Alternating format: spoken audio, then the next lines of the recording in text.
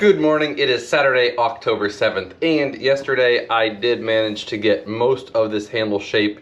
I also got it cleaned up to about 200, so I'll run it through the grits just on the machine because these wall handles are easier to do.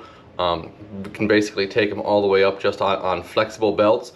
So I'll take it all the way up, see if I need to hand sand it a little bit just to get it that much nicer, and then buff it. I will probably have to make a knife transporter for these. I think that our edge guards are too short for these, so I'll probably have to make one of those and then be able to sharpen it, and that knife will be done.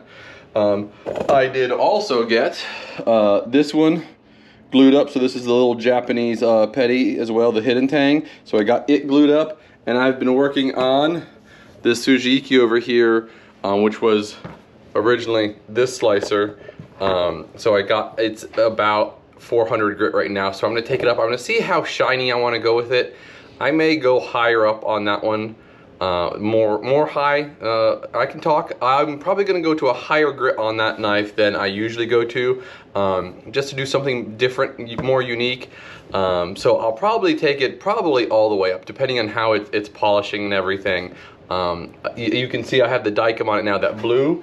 Right, and what, if I haven't explained before what the blue does, it fills in all the low spots. So like when you're at 120, it'll fill in all the 120 scratches, and as you're grinding on 220, basically when all the blue's gone, that tells you you've got all the 120 grit scratches out, and you can go up for there. So I was really careful. I did 2 different 120 grits and then 2 different 220 grits, and now I'll go to 400 and just make sure that's all nice and homogeneous. And if it's looking good, like I said, I'll probably take it up to 2,000 or so, and just make it nice and pretty. I haven't done it on a machine for a while. I did a couple hand rub finishes earlier in the year.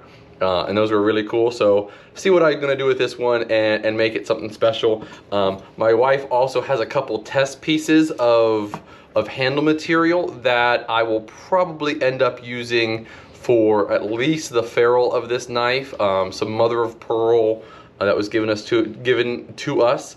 And it's also cool because that's also a test for a project I have for Christmas time. And I'll get all of these knives unclamped, and see if I can get any work done on the shaping of those.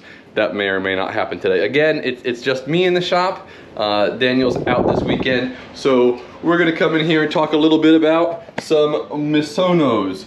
So if you don't know about Misono knives, these are one of the premier cutting tools that you'll see in a home or a kitchen. The UX10 is their highest line, made out of a beautiful Swedish steel.